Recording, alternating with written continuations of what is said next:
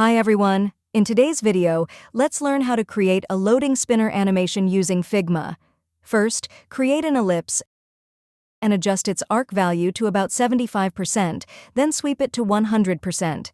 Next, copy the ellipse, paste it on top of the original, and change the sweep value of the copied ellipse to 50%.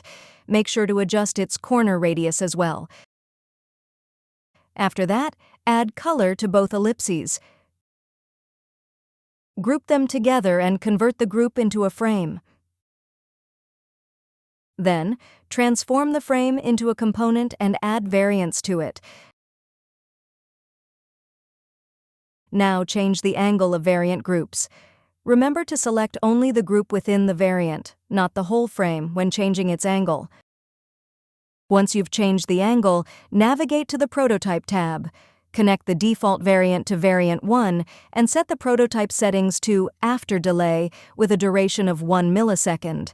For the animation, choose Smart Animation Linear and set the duration to 300 milliseconds.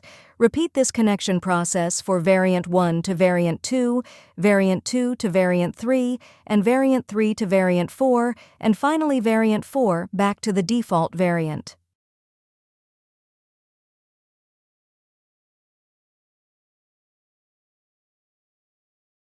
Finally, create a new frame.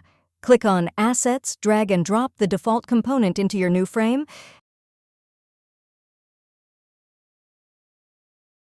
and run your file to see the animation in action.